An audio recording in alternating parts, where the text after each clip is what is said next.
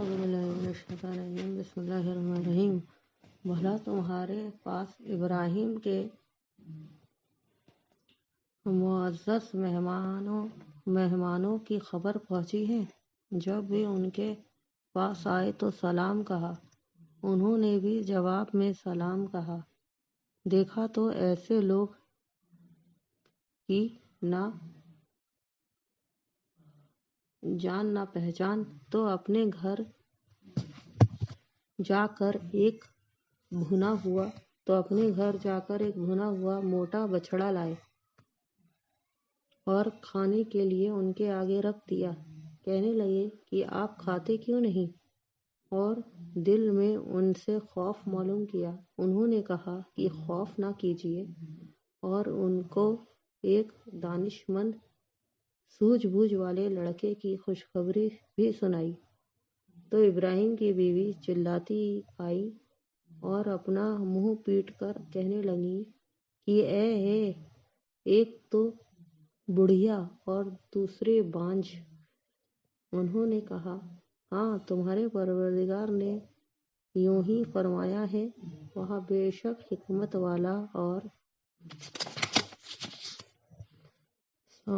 خبردار ہے۔ ابراہیم نے کہا کہ فرشتوں، تمہارا مطلب کیا ہے؟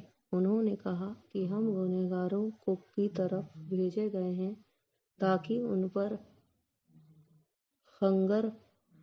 خنجر برسائیں۔ جن پر حد سے بڑھ جانے والوں کے لیے تمہارے پروردگار کے یہاں سے نشان کر دیے گئے ہیں۔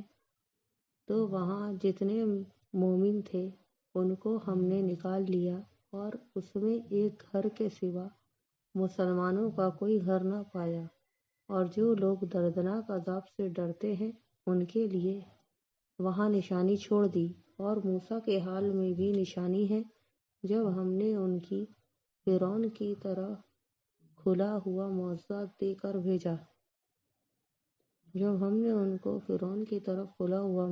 دے کر بھیجا تو اس نے اپنی طاقت کے گھمنڈ سے منہ موڑ لیا اور کہنے لگا، یہ تو جادوگر ہے یا دیوانہ۔ تو ہم نے اس کو اور اس کے لشکروں کو پکڑ لیا اور اس کو دریا میں پھینک دیا، اور وہ قوم کی ملامت کے قابل کرتا تھا۔ اور عاد کی قوم کے حال میں بھی نشانی ہے، جب ہم نے ان پر نامبارک ہوا چلائی، وہ جس چیز پر چلتی اس کو ریزہ ریزہ کیے بغیر نہ رہ چھوڑتی۔